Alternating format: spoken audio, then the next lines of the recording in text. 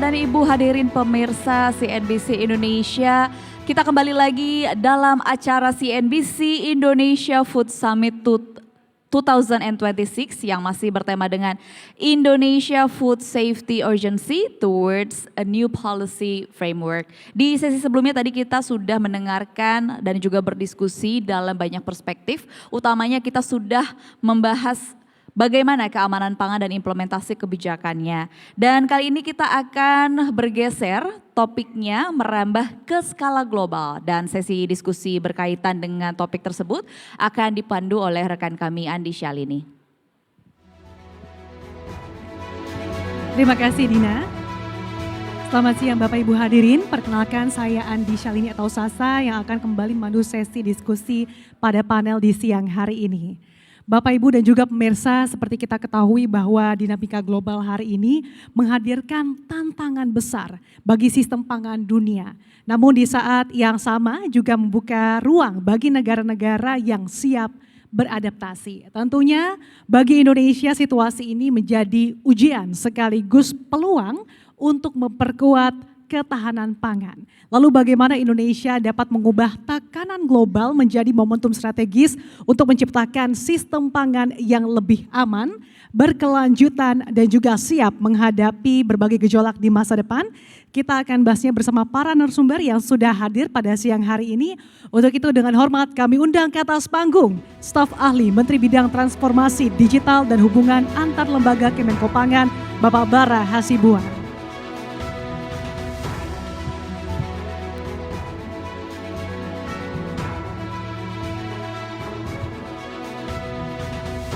Selanjutnya, Direktur Operasi PT Pupuk Indonesia Persero, Bapak Dwi Satrio Anurogo.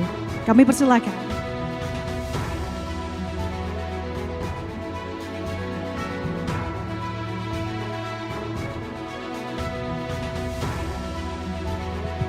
Dan berikutnya, Managing Director AmCham Indonesia, Ibu Dona Priyadi. Kami persilakan.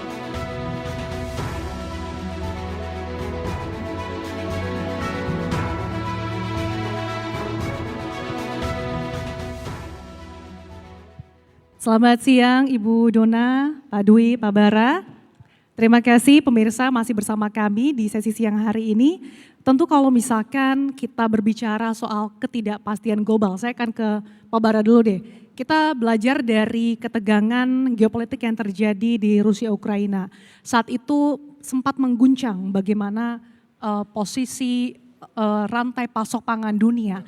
Tentu saja ketegangan global yang terjadi saat ini di Timur Tengah menimbulkan kekhawatiran serupa, apalagi ini sudah terjadi selama kurang lebih 2 bulan dan belum ada tanda-tanda ada kebaikan.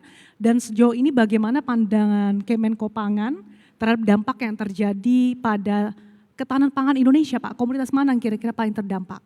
Ya, jadi terima kasih Sasa, terima kasih juga kepada CNBC Indonesia atas kesempatannya untuk saya berbicara di sini di conference yang sangat penting ini, mengangkat topik yang sangat strategis bagi Indonesia. Jadi memang betul Sasa, jadi kalau kita belajar dari pengalaman perang di Ukraina ya, yang masih terjadi sebetulnya sampai sekarang, ketika konflik itu baru dimulai beberapa tahun yang lalu, sempat juga terjadi semacam krisis di mana pada waktu itu supply chain atau rantai pasok gandum wheat itu yang memang banyak diproduksi di Rusia dan juga di Ukraina itu terhambat ya. Dan memang Indonesia mengimpor gandum banyak ya untuk berbagai macam kebutuhan di Indonesia. Dan waktu itu memang sempat, karena waktu itu kita banyak membeli dari Ukraina, impor dari Ukraina. Waktu itu setelah invasi terjadi, Presiden Putin Rusia memutuskan untuk memblok akses dari keluarnya wheat yang berasal dari Ukraina. Sehingga pada waktu itu kalau kita ingat Presiden Jokowi, waktu itu Presiden Jokowi ya harus terbang ke Moskow untuk berbicara langsung membujuk Presiden Putin untuk membuka akses tersebut sehingga Indonesia bisa kembali mengimport wheat dari Ukraina. Yang kemudian lobby tersebut berhasil, kemudian dibuka aksesnya sehingga kita berhasil mengimport wheat itu. Jadi memang pelajaran paling penting di situ adalah Sasa bahwa memang kita ini walaupun memang sekarang sudah hidup dalam abad globalisasi, batas-batas negara itu makin lama makin luntur ya. dan global trade itu, perdagangan dunia itu sangat tinggi levelnya, intensitasnya. Tapi tetap saja memang kita harus seperti yang dilakukan oleh Presiden Prabowo, mencanangkan bahwa Indonesia itu harus bukan hanya dari segi pangan ya, bukan hanya secure, aman, tapi juga kita harus self-sufficient. Jadi kita harus bisa berada dalam kaki sendiri ya. Jadi dalam komoditas-komoditas tertentu yang juga pokok ya, yang pokok, Indonesia harus bisa mengandalkan produksi dalam negeri. Jadi bukan hanya food security, tapi juga food self-sufficiency. Kalau food security itu sumbernya bisa macam-macam, bukan hanya dari Indonesia, dari dalam negeri, tapi juga dari luar negeri. Nah, kalau food self-sufficiency maka komoditas-komoditas tertentu yang strategis, yang menjadi pokok bagi bangsa Indonesia, itu harus dihasilkan oleh produksi dalam negeri. Itu yang menjadi komitmen dari pemerintahan sekarang, dan Presiden Prabowo sudah menegaskan bahwa tahun 2027 untuk 4 komoditas ya, beras, garam, gula dan jagung itu Indonesia betul-betul bisa self-sufficient. Nah kita lihat sekarang ketegangan di global ini sekarang kan, walaupun sejauh ini belum ada efek langsung kepada Indonesia, karena kalau soal misalnya beras ya, kita sudah memutuskan tahun ini tidak akan import, karena produksi Indonesia tahun ini diperkirakan 34 juta, cukup ya, dan sekarang cadangan beras nasional kita ada 12 juta ton, yang ada di Bulog ada 4 juta ton, jadi cukup untuk tahun ini ya. Tapi sekarang kita lihat bahwa tetap saja perang tersebut kan menimbulkan efek-efek yang secara tidak langsung dirasakan oleh Indonesia. Harga minyak sekarang sudah di average-nya $100 kan. Jadi kemudian juga transportation cost naik ya. Karena ada beberapa juga yang masih kita import. Misalnya kita tetap import wheat, kita tetap import soybean. Jadi tetap itu ada transportation cost-nya ke Indonesia. Tapi memang kalau untuk yang komoditas yang menjadi pokok itu, kita so far ini aman ya kan, karena beras tidak import. Gula untuk itu kita masih import tapi tidak sedikit. Kalau untuk jagung, untuk pangan kita tidak import. Memang untuk industri kita masih import, garam kita masih import. Jadi memang sekarang ini secara tidak langsung ya, kalau dari 4 komoditas tersebut 3 yang kita masih import dalam level-level tertentu, kita tidak import dari negara-negara Timur Tengah. Memang untuk pupuk ya, untuk produksi pertanian ada efeknya. Nanti Pak Dwi bisa menambahkan itu pupuk efeknya secara langsung kita rasakan. Nah, ada beberapa raw material yang pupuk Indonesia itu import. Seperti misalnya phosphate ya, sulfur dan juga kalium Pak ya. Nah, kalau phosphate itu aman karena kita import dari negara-negara Afrika Utara. Jadi tidak harus melewati Selat Hormuz. Nah, yang menjadi masalah memang sulfur. Sulfur itu kita import dari negara-negara di Teluk, dari UAE, kemudian dari Kuwait dan juga dari Qatar Pak ya. Nah, itu memang harus melewati Selat Hormuz transportasinya. Nah, sekarang tapi ternyata pupuk Indonesia juga sudah mencari alternatif untuk sulfur. Ternyata itu ada bahan penggantinya yang dinamakan dengan asam sulfat Pak ya. Yang itu dihasilkan dari proses smelting copper yang ada di Indonesia, tembaga ya. Pupuk Indonesia bisa beli dari smelternya Freeport atau smelter yang mengolah tembaga lainnya. Jadi so far belum ada ini secara langsung ya. Bahkan Indonesia sekarang melalui pupuk Indonesia kita bisa mengimport mengekspor pupuk ke Australia dan juga mungkin nanti ke India Pak ya. Jadi memang so far belum ada impact secara langsung, harga-harga walaupun transportation cost naik ya, harga memang gandum juga naik, tapi secara umumnya harga-harga bahan pokok itu masih stabil ya. Jadi kita memantau terus, kita bekerja keras, kita tetap punya komitmen untuk meningkatkan produksi pertanian dalam negeri kita, sehingga reliance ketergantungan pada import makin lama masih bikin kita reduksi gitu. Artinya sebetulnya Indonesia juga sudah bersiap ya Pak ya terkait dengan berbagai gejolak. Jadi pentingnya maka self-sufficiency untuk mengantisipasi situasi geopolitik yang tidak menentu seperti kita alami sekarang. Nah, kita tidak tahu, Anda tadi betul katakan Sasa, perang di Iran ini sudah berlangsung 2 bulan dan belum ada tanda-tanda ya. Tadinya kita harapkan minggu ini akan ada peace talks yang dibroker oleh Pakistan, tapi ternyata dibatalkan oleh Presiden Trump. Jadi belum ada tanda-tanda. Jadi uncertainty itu masih akan berlangsung mungkin beberapa bulan ke depan ya.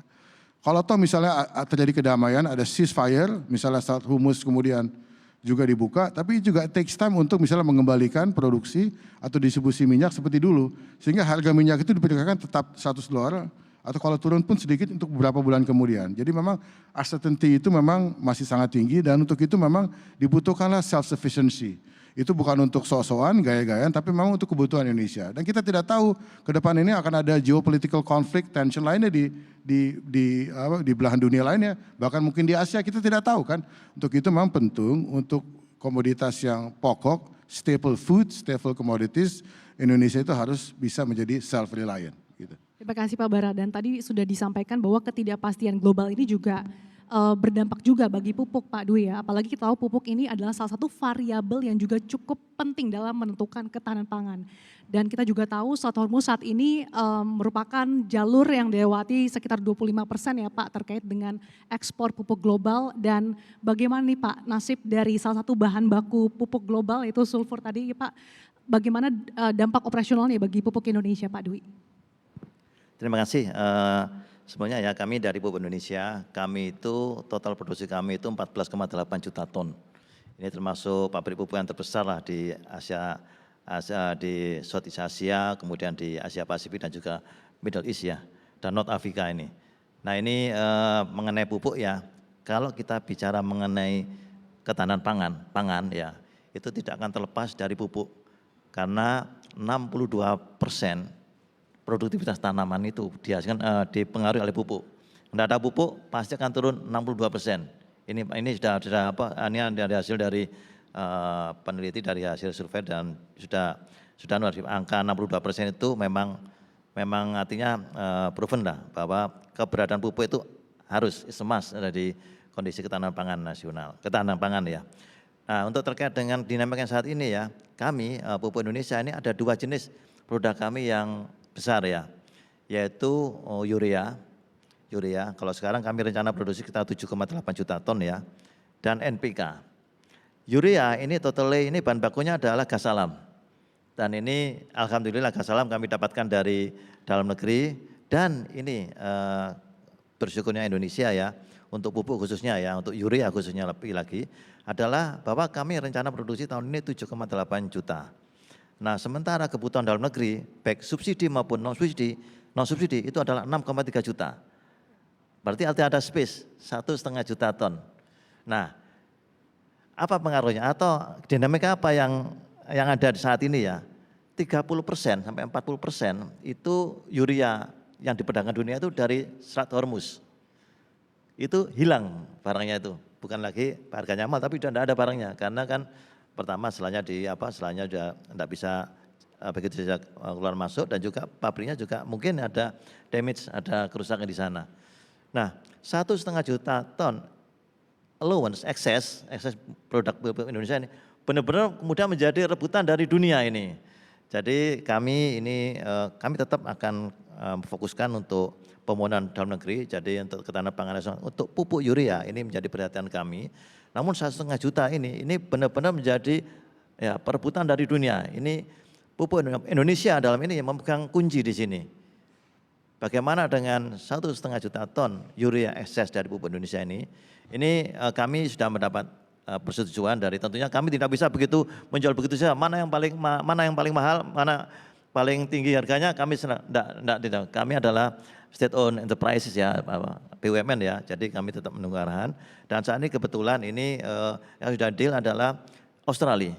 Australia benar-benar membutuhkan, dan bahkan duta besar Australia itu ke kantor kami, bukan ke kantor kami untuk meminta untuk memohon alokasi, dan mereka itu menyampaikan ya harganya tidak ada masalah, yang penting barangnya dulu benar kami didapatkan oleh Australia. Kami sudah tentunya mendapat persetujuan dari pemerintah 250.000 ton untuk urea untuk Australia. Bahkan Perdana Menteri Australia langsung telepon ke Pak Presiden waktu itu menyampaikan terima kasih itu. Nah ini posisi Indonesia. Nah kemudian yang lainnya tadi ya, selain urea, kalau urea itu bahan bakunya gas. Kalau NPK bahan bakunya selain gas ya, N-nya nitrogen dari gas, dan fosfat kami dari Timur Tengah, dan juga potas ya, KCl, dan juga sulfur.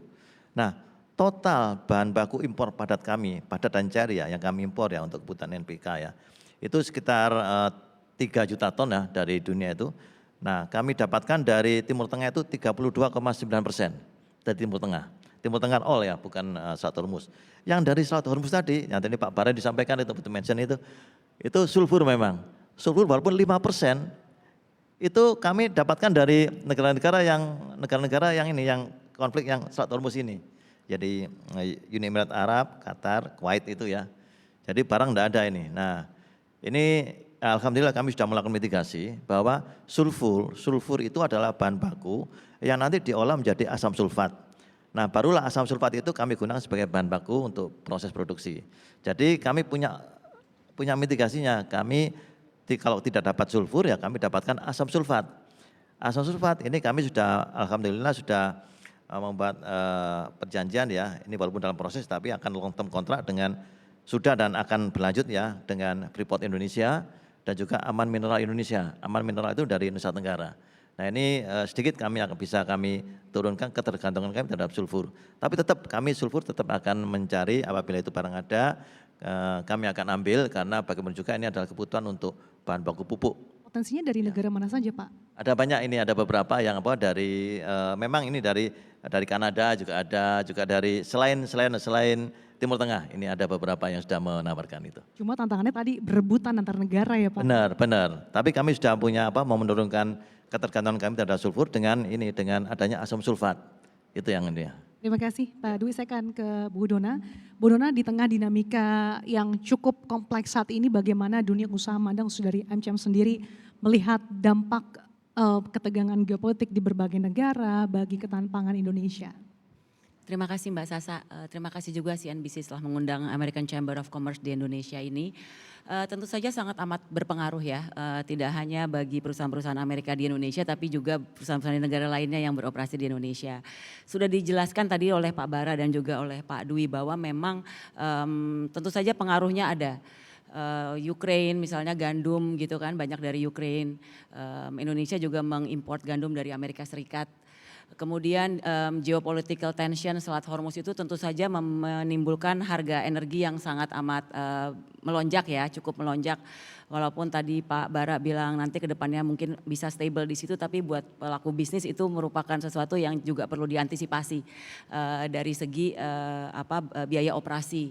Tidak juga itu logistik, transportation juga terpengaruh gitu ya, dan benar-benar supply chain dari berbagai tempat di dunia ini mappingnya tuh berubah semua gitu ya. Jadi mungkin masih ingat bahwa belum lama ini ada trade and tariff issues ya yang menimbulkan disruption di supply chain. Itu pun belum selesai, terus ada ketegangan politik ini gitu. Jadi memang PR yang besar bagi pengusaha-pengusaha di Indonesia, member-member American Chamber of Commerce untuk bisa make sure kalau investasi yang ada di Indonesia dan untuk kedepannya itu bisa terus berlanjut. Seperti itu Mbak Sasa. Karena ada disruption, kemudian mapping rantai pasok juga berubah, peluang dan tantangan yang dilihat dari para pelaku usaha apa Bu? Kalau dari pelaku usaha sih lebih dari, saya setuju dengan ketahanan pangan gitu ya. Ini juga merupakan salah satu tantangan buat pengusaha-pengusaha dalam negeri terutama untuk bisa lebih meningkatkan kualitas produksi dari berbagai sektor gitu ya, terutama di sektor pangan. Kemudian tantangan juga adalah bahan baku gitu yang kalau dari pengusaha-pengusaha atau pelaku industri sudah banyak pabrik-pabrik yang ada di Indonesia, pabrik-pabrik yang berhubungan dengan pangan, tapi bahan bakunya masih import.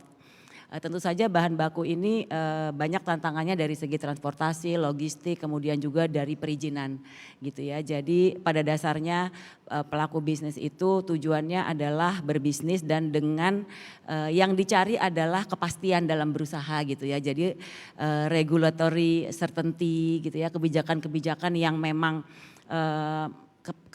menimbulkan kepastian gitu, itu yang dicari gitu ya. Jadi regardless dari apapun yang terjadi di geopolitical, kita harus tetap bertahan dengan certainty dari regulation yang juga mendukung iklim investasi itu menurut saya bisa bertahan. Karena tentunya pelaku usaha yang diinginkan adalah kepastian kebijakan dan situasi ya Bu ya. Saya akan kembali ke Pak Dwi. Pak Dwi, tadi kan sudah disampaikan juga Bang Bara, kemudian Ibu Dona. Melihat situasi yang ada saat ini, eskalasi yang masih terjadi, tadi kan tidak hanya soal bagaimana untuk mendapatkan bahan baku, tapi harga energi ini juga melonjak. Dan ini juga tentunya akan berdampak pada operasional pupuk, terutama terkait dengan harga gas. Ini seperti apa Pak Dwi? Ya, jadi kami sudah melakukan mitigasi terkait dengan kenaikan harga ini ya. Ini untuk gas memang kami sudah mendapatkan harga yang sudah kami dapatkan karena kontraknya jangka panjang ya. Nah, untuk harga untuk bahan baku yang lainnya ini kami untuk beberapa harga ini kami terpaksa melakukan, bukan terpaksa, kami melakukan strategi untuk multi source. Jadi kalau sebelumnya hanya mengandalkan satu dua sumber ya, kita akan ada banyak sumber ini. Untuk fosfator seperti contohnya ya, ini kami kalau sebelumnya itu hanya ada 2 atau 3 negara ya, saya sebut aja dari Yordan, dari Mesir ya, kemudian ini kami ada beberapa tambahan, ada beberapa sumber-sumber yang lain seperti Aljazair, Senegal yang sebelumnya ini belum mensuplai ke Indonesia. Ada tapi pun sedikit. Nah, kami juga punya strategi yang jangka menengah maupun jangka panjang, yaitu kami melakukan vertical integration. Artinya kami ini akan langsung terjun ke sumber. Nah ini, jadi seperti saat ini kami sedang melakukan melakukan diskusi nantinya mengarah ke joint venture dengan Aljazair. Dan ini benar-benar didukung oleh kedua pemerintah ya, pemerintah Indonesia maupun pemerintah Aljazair. Nah ini kami tindak lanjuti dengan kami sudah bertemu dengan pihak company yang mengelola mining di sana untuk kami bisa masuk di sana. Nah ini strategi kami mid maupun long term kami. Tidak hanya di situ, kami juga akan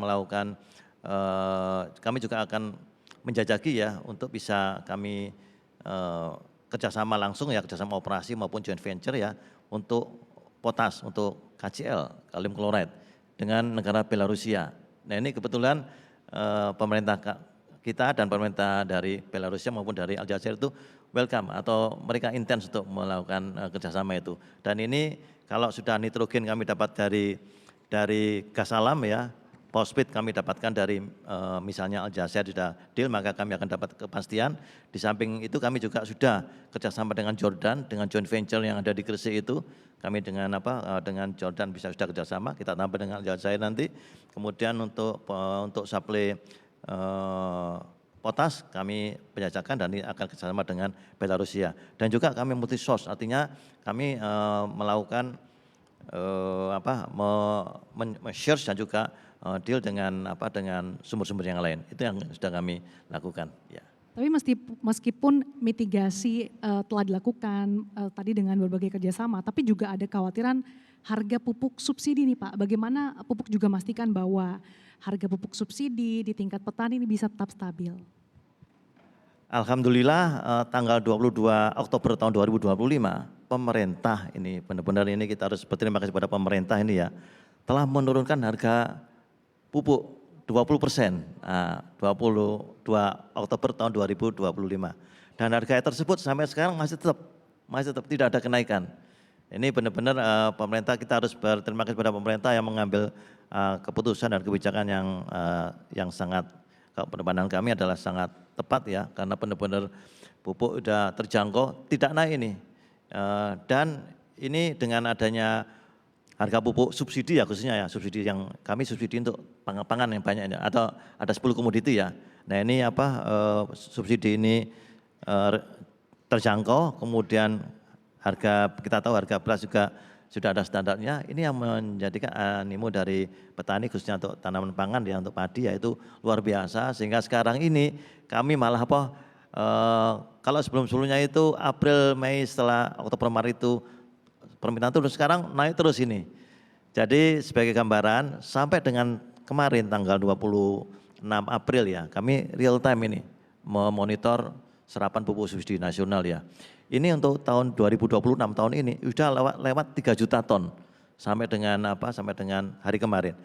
Nah, dibandingkan dengan tahun yang lalu pada hari yang sama ini sudah naik 826.000 ton.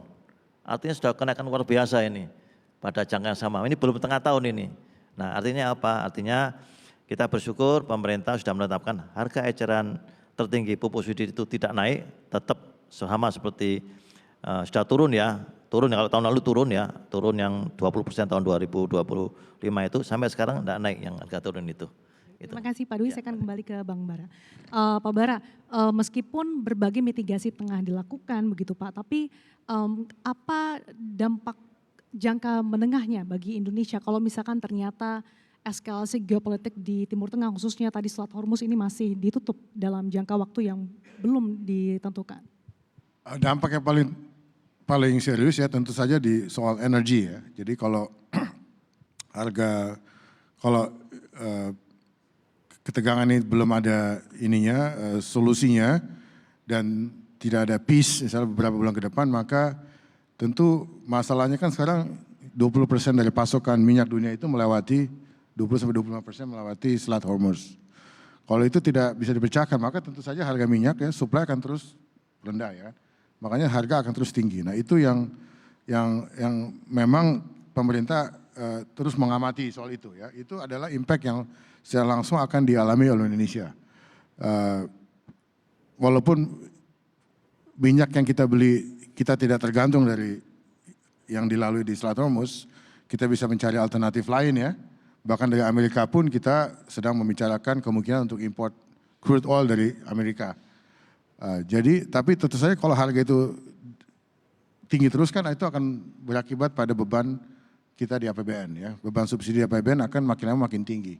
Nah itu yang harus kita antisipasi dan tentu saja ya kita harapkan akan ada perdamaian dalam waktu dekat ya. Kalau tidak ada ya tentu ya kita tentu pemerintah juga siap ya, kita juga sekarang bekerja keras untuk melihat kemungkinan bagaimana kita mau modifikasi atau apapun dilakukan dengan APBN ini kan agar tetap bisa aman secara finansial, secara fiskal kita dan juga bisa berakibat pada transportation cost karena tetap ada disrupsi di supply chain ini kan. Nah inilah yang terus kita setiap hari kita bekerja keras untuk melakukan monitoring sampai kita juga terus memastikan bahwa produksi dalam negeri kita untuk sektor pertanian itu bisa terus-menerus kita tingkatkan. Ya. Terima kasih Pak Bara, saya akan kembali ke Bu Dona. Bu Dona, di tengah tadi disrupsi yang terjadi di rantai pasokan global, tentu saja ini membuat terkait dengan standar pangan ini menjadi semakin ketat. Nah apalagi kita juga sempat diterpa isu terkait dengan standar pangan yaitu udang. Tapi bagaimana Anda melihat hal ini dan kemudian bagaimana harapan Anda tidak hanya mungkin bagi pelaku usaha tapi juga dari segi kebijakan pemerintah juga untuk bisa memitigasi hal yang terjadi di kemudian hari. Terima kasih Mbak Sasa, kebetulan sekali nih satu panel dengan Ketua Task Force mengenai kontaminasi yang seperti itu. Pertama-tama kami ingin mengucapkan terima kasih banyak kepada pemerintah, Kemenko Pangan, terutama dari Task Force Pak Bara mengenai cesium ini.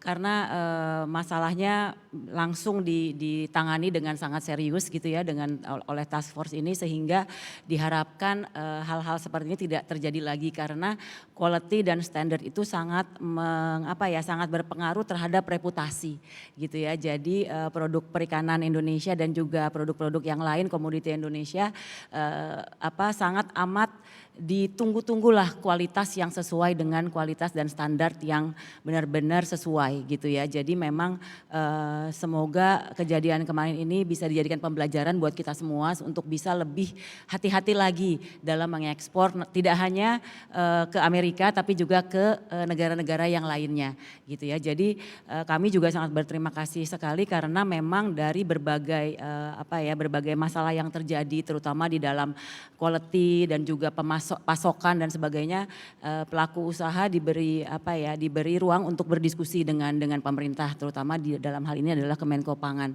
yang memang juga ada hubungannya dengan kementerian yang lain ya. Jadi memang diskusi ini yang sangat kami harapkan sebagai pelaku usaha karena biar bagaimanapun kita kerjasama yang baik dan tanpa kerjasama dengan yang baik dengan pemerintah pasti kan usaha tidak akan bisa berjalan dengan baik. Apalagi tantangan ini menimbulkan kita harus kayak join force gitu.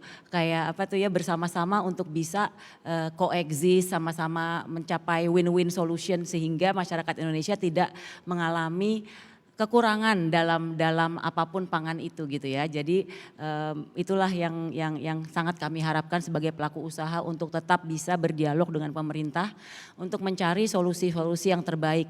Akan tetapi untuk bisa juga menjawab tantangan standar dan quality dari produk-produk Indonesia. Jadi pelaku-pelaku usaha di Indonesia apalagi yang mengekspor produknya ke seluruh dunia itu untuk bisa menganggap ini sesuatu yang sangat amat serius.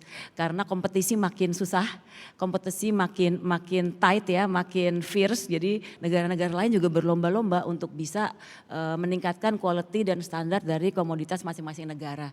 Itulah yang harus bisa kita lakukan bersama-sama. Seperti itu Mbak. Sebelum saya minta tanggapan lebih lanjut ke Pak Bara, kalau komoditas Bu selain mungkin udang, komoditas apa lagi sih yang mungkin masih bisa dimaksimalkan lagi oleh Indonesia di tengah kondisi yang saat ini, di tengah tadi terkait dengan standar kompetisi yang cukup ketat, kira-kira bagaimana juga posisi Indonesia supaya memperkuat hubungan mitra strategis juga dengan Amerika? Ya, kalau untuk Amerika cukup banyak yang kami ekspor, yang Indonesia ekspor ya selain perikanan.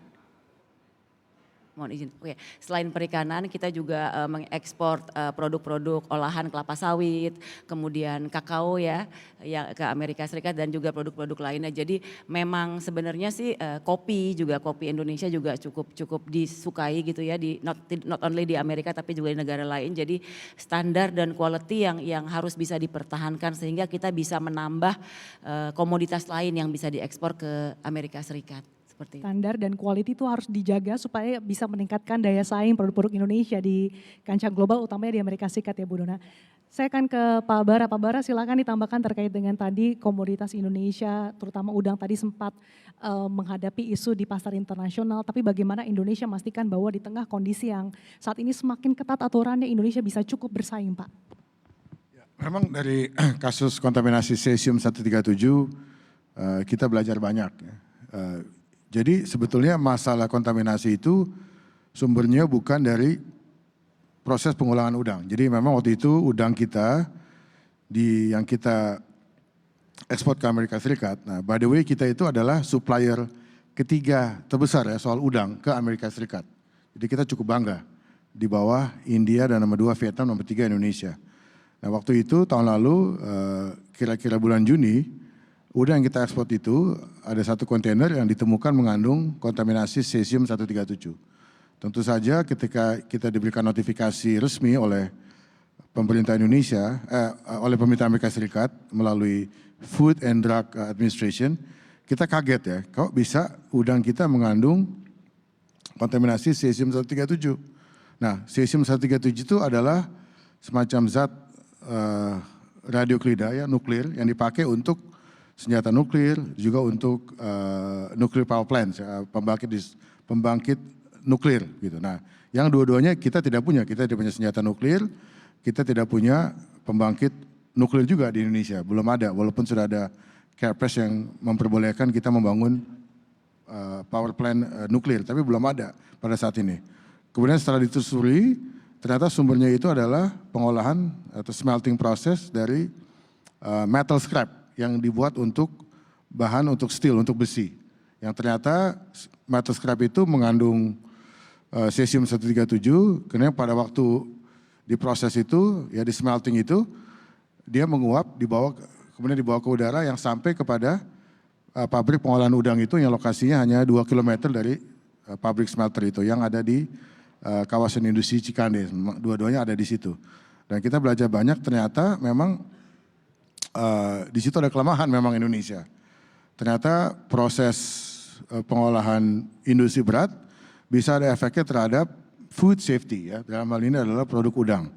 Nah, jadi sekarang kita sebenarnya sudah mengatasi masalah itu, kita melakukan dekontaminasi sudah cepat dan kita juga sudah melakukan beberapa hal untuk memastikan bahwa misalnya di pelabuhan-pelabuhan sudah dipasang alat RPM untuk mendeteksi apakah scrap metal yang masuk ke Indonesia itu mengandung kontaminasi atau tidak.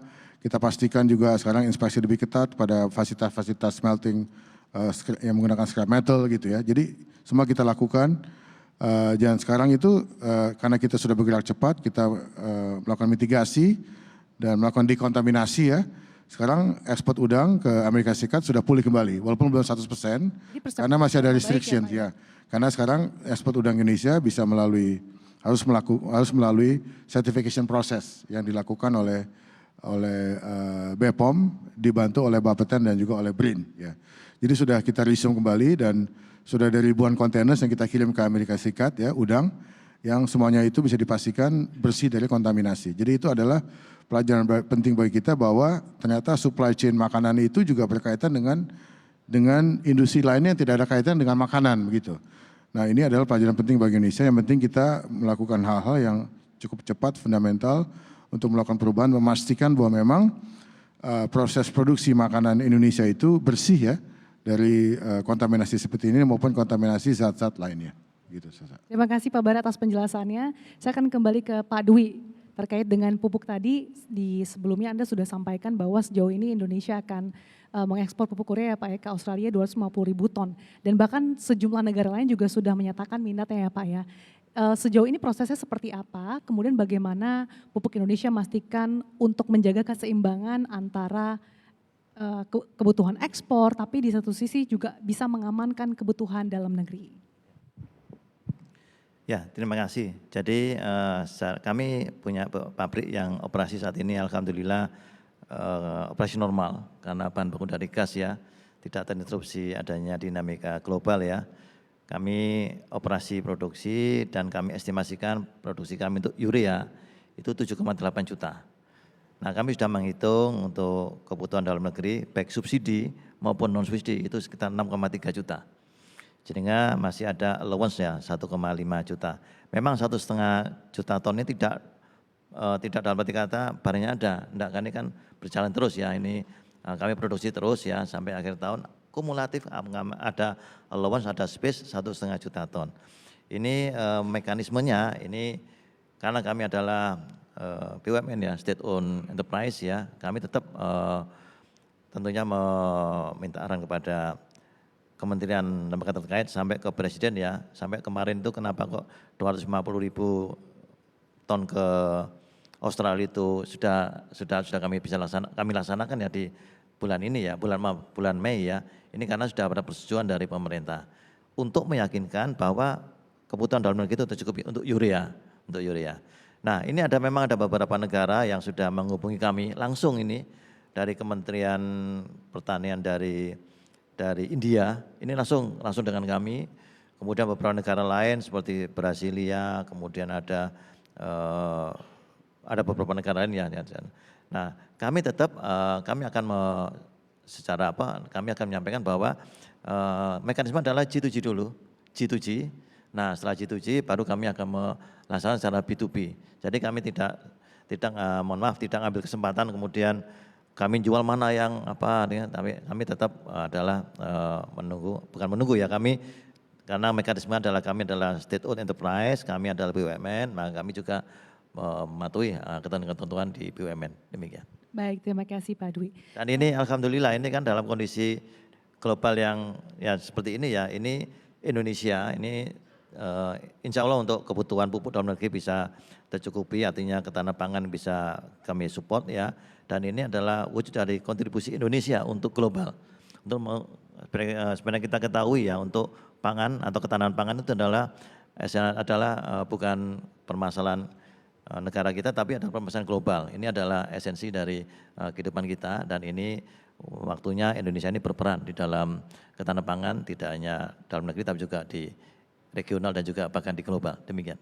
Oke, mungkin sebelum saya tanyakan lagi terkait dengan bagaimana upaya pupuk juga dalam mengembangkan kapasitas, ataukah ada rencana untuk membuka pabrik baru Pak. Tapi kita kasih kesempatan dulu buat para hadirin yang sudah bergabung bersama kami di Menara Mega Auditorium.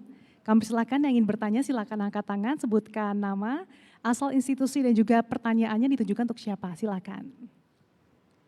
Sekali lagi kami persilakan bagi Bapak, Ibu yang ingin bertanya, kami persilakan untuk raise hand, nanti ada tim panitia yang akan berikan mic-nya. Jangan lupa juga untuk disebutkan nama, asal institusi, dan kemudian pertanyaannya secara singkat ditujukan kepada siapa. Baik, sambil menunggu, Hadirin yang ingin bertanya, saya akan kembali ke Pak Dwi tadi terkait dengan upaya meningkatkan kapasitas produksi ke depannya seperti apa Pak? Apakah ada upaya untuk mungkin membuka pabrik baru? Ya, kami dalam tahun sampai dengan tahun 2029 kami sudah ada 7 proyek. Kebetulan kami sudah declare bahwa kami akan mengembangkan dan juga melakukan revamp ya untuk pabrik-pabrik yang lama dan juga pabrik baru. Kami ada 7 proyek yang sekarang berlangsung itu, yang sudah selesai malah 1, dia revamp pabrik PKT, pabrik amonia pupuk Kaltim ya sudah selesai. Sekarang adalah in progress project adalah untuk pabrik soda as, di mana soda as ini juga co-produknya, produk bukan produk samping ya, co-produk yang lainnya adalah amonium chloride ya juga menjadi salah satu bahan pupuk ya. Kami juga sekarang running project di pupuk NPK nitrat di pupuk Kujang Cikampek, juga rencana kami akan ada pengembangan pabrik di amonia urea di Lok Semawe dan juga di Papua. Jadi tahun 2029 kami akan ada 7 proyek baru dan juga penambahan kapasitas. Ini akan menambah kapasitas untuk NPK, khususnya NPK sangat terbatas karena kami produksi saat ini 4,8 juta ton, nah nanti kami tingkatkan. Sementara urea ini ada 2 tahap, yaitu satu adalah kami melakukan replacement ya dari pabrik yang sudah lama dengan pabrik yang baru.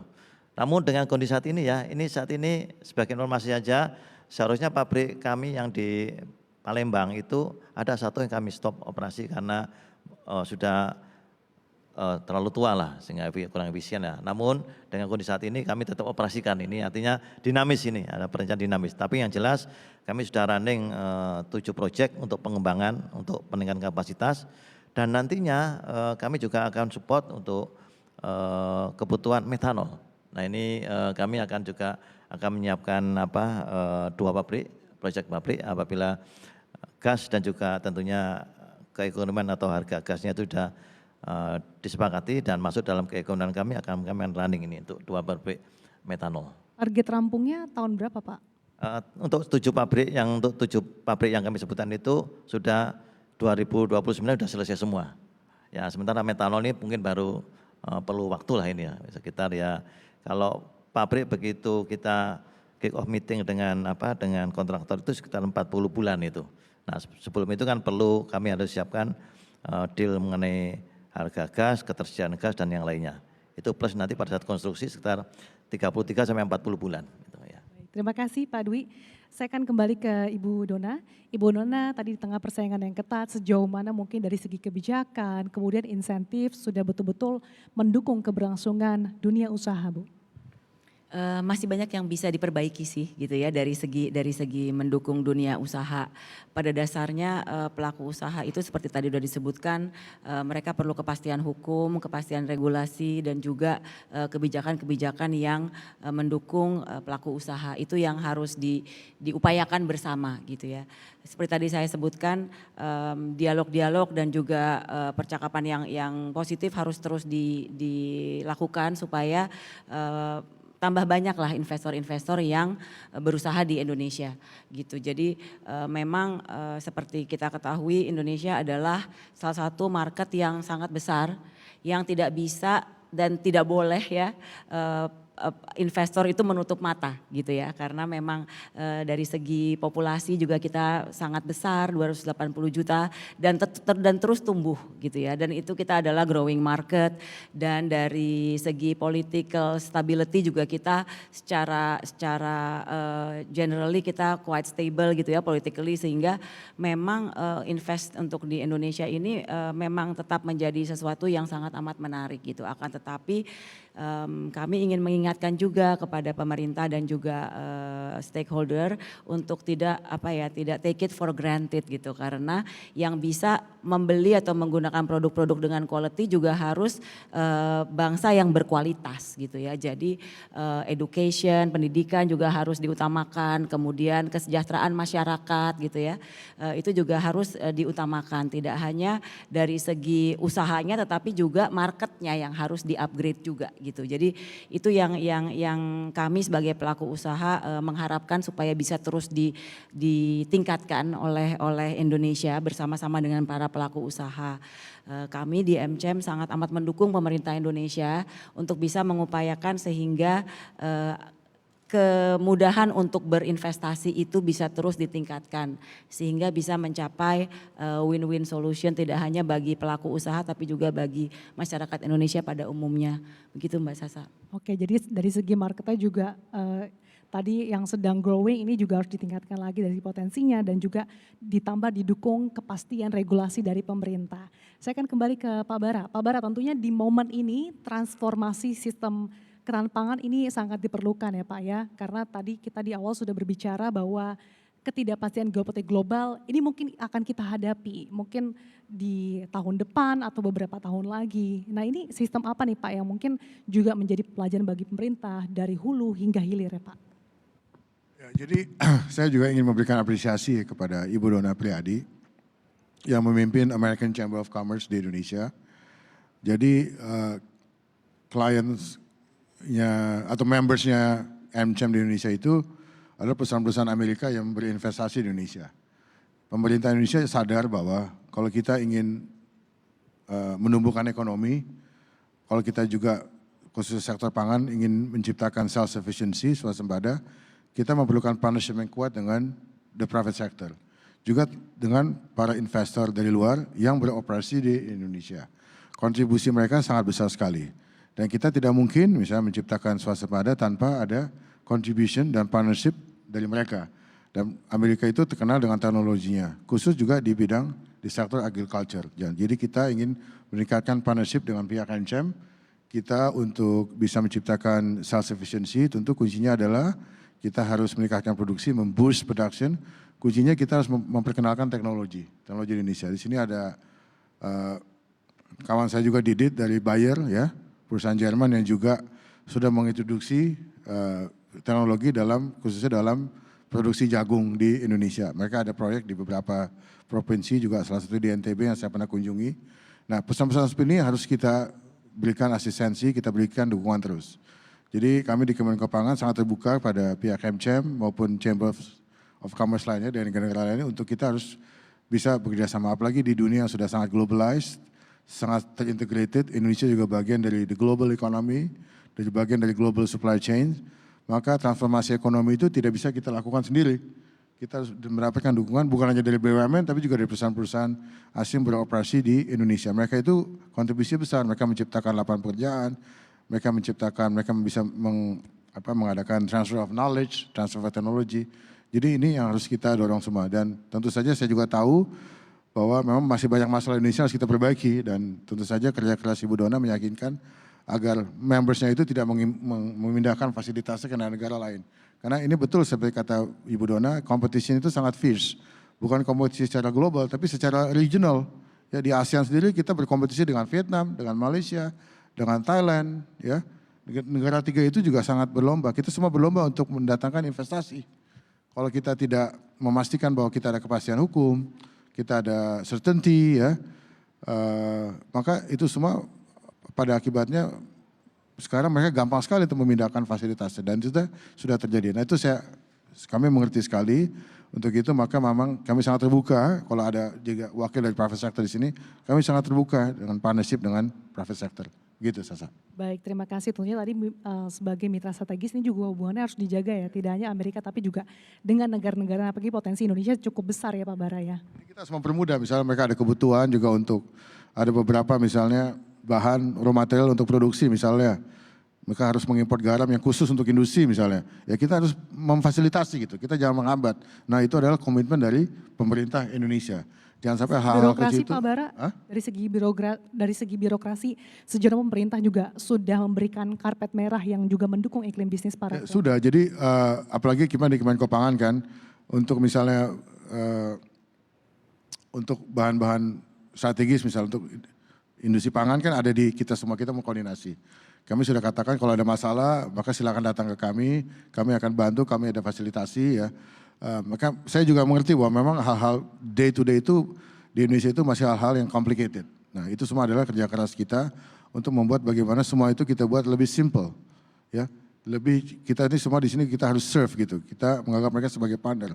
Nah, jadi untuk itu komitmen kami adalah mari kita sama-sama gitu. Dan kami juga sudah beberapa hal, banyak perusahaan Amerika datang ke kami juga berikan banyak ini bukan hanya insentif tapi juga hal-hal untuk memastikan bahwa mereka yang mereka butuhkan itu bisa mereka penuhi dengan waktu yang mereka memang butuhkan begitu. Terima kasih Pak Bara. Saya akan ke Pak Dwi. Tadi sempat dimention sedikit terkait dengan kompetisi di tingkat regional. Kalau dari Pupuk Indonesia sendiri bagaimana sih memposisikan Pupuk Indonesia di tingkat regional? Kemudian inovasi apa nih Pak yang akan dilakukan sebagai keunggulan dari Pupuk Indonesia Pak? Untuk juga mungkin bisa menunjukkan dari segi efisiensi dan juga keberlanjutan. Ya, untuk urea itu sekitar 70% itu bahan biaya pokok produksi, biogas, dan itu dari harga gas, dari bahan baku gas. Artinya apa? Artinya competitiveness dari pabrik pupuk urea ya ini bagaimana company itu bisa mendapatkan harga gas seekonomis mungkin. Saat ini kita tahu ya Pupuk Indonesia itu mendapatkan gas itu dari pemerintah tentunya ya dengan harga dan kebetulan harga gas di Indonesia itu bukan termasuk harga gas yang paling murah. Ya memang saat ini yang paling murah itu daerah Timur Tengah. Hanya saja di daerah Timur sekarang ada masalah di situ. Sehingga kita secara regional maupun global ya kita bisa bersaing. Kita harga gas di Indonesia itu sekitar 7,95 US dollar per MMBTU. Nah, dibanding dengan beberapa negara ya kalau di Kanada 2,7, kemudian juga di United States, kemudian juga di yang lainnya itu masih lebih rendah dari itu. Tapi kita tetap ya artinya kita punya dua cara ini. Artinya tetap gas ya kita berupaya mendapatkan harga gas yang kompetitif. Yang kedua kami melakukan revamp atau pembaruan terhadap pabrik-pabrik yang sudah tidak efisien. Nah ini kami tidak melakukan dismantling atau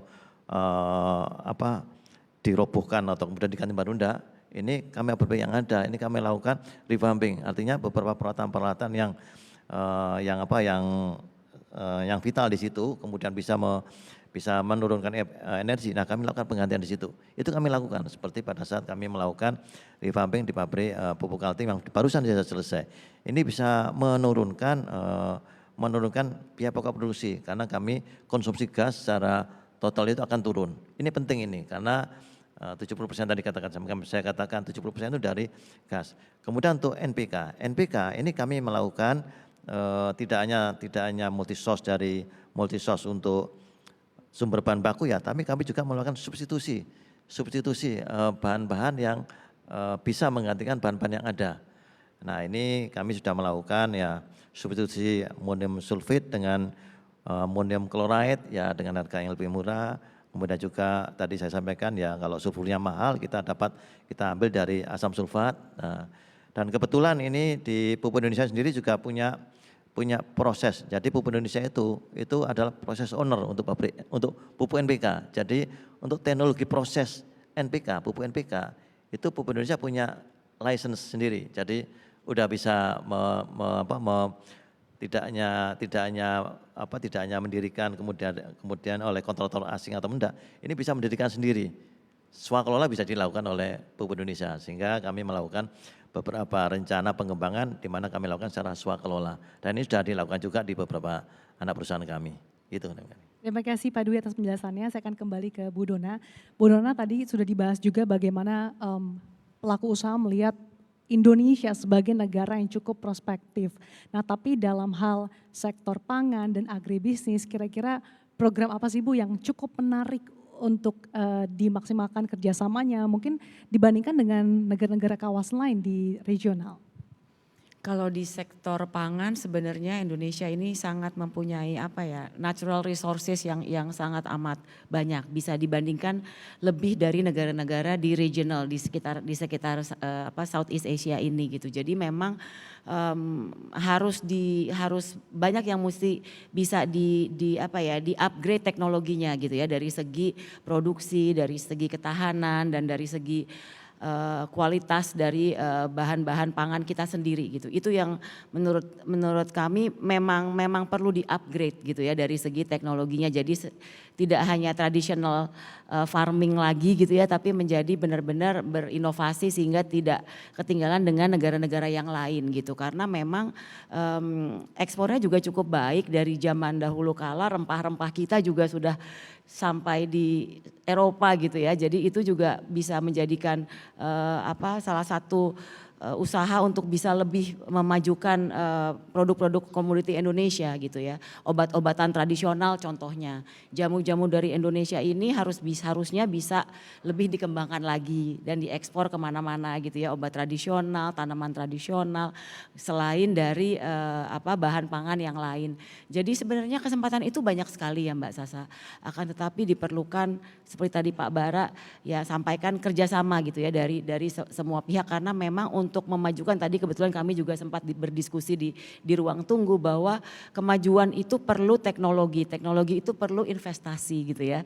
Nah itulah yang jadi banyak dari kendala-kendala yang harus kita hadapi bersama gitu ya untuk bisa menciptakan ketahanan pangan dan juga food self sufficiency dari bangsa Indonesia sendiri karena kita ini bangsa yang ini kok resilience gitu ya, kita sudah melewati berbagai tantangan dari mulai COVID dan sebagainya, akan tetapi kita tidak boleh tertidur dan terlelap gitu ya, kita harus tetap berusaha untuk bisa apalagi dari national resources kita yang sudah berlimpah ruah ini, apalagi bisa dibandingkan dengan negara tetangga gitu ya, yang bisa kita manage dengan baik untuk masyarakat kita. Gitu ya, bukan hanya untuk segelintir masyarakat tapi untuk seluruh masyarakat. Itu yang diperlukan kerjasama yang erat dari pemangku kebijakan, pelaku usaha dan juga masyarakat secara umumnya. Itu sih Mbak Sasa. Baik, tentunya peluangnya sangat besar tapi tadi ada beberapa catatan dari pelaku usaha termasuk tadi teknologi ya Ibu ya sehingga membutuhkan investasi yang lebih lanjut. Dan tentunya hadirin dan juga pemirsa pada akhirnya tantangan global ini harus menjadi momentum dorongan Indonesia untuk mempercepat pembenahan sistem pangan yang menyeluruh tentunya dengan strategi yang tepat dan juga kolaborasi yang kuat. Indonesia memiliki peluang besar untuk membangun sistem pangan yang lebih mandiri, aman dan tangguh menghadapi berbagai krisis di masa depan. Kita berikan tepuk tangan yang meriah untuk para narasumber yang sudah hadir dalam siang hari ini. Terima kasih staf ahli Menteri Bidang Transformasi Digital dan Hubungan Antar Lembaga Kemenkopangan, Pak Bara Hasibuan. Terima kasih Pak Bara. Direktur Operasi PT Pupuk Indonesia Persero Bapak Dwi Satrio Anurogo. Terima kasih Pak Dwi.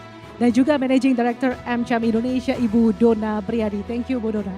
Dan selanjutnya hadirin kami persilahkan kepada Dina untuk take over the show. Baik, boleh berikan apresiasi sekali lagi untuk panelis kita pada sore hari ini dan juga terima kasih kepada moderator sudah memandu panel hari ini. Kami persilakan Bapak dan Ibu untuk merapat ke tengah karena kita akan mengabadikan momen ini bersama-sama, kita akan berfoto. Dan saya persilakan teman-teman fotografer dan videografer untuk bersiap di tempat, saya akan bantu hitung. 3, 2, 1. Sekali lagi boleh berikan senyum yang terbaik, 3, 2, 1.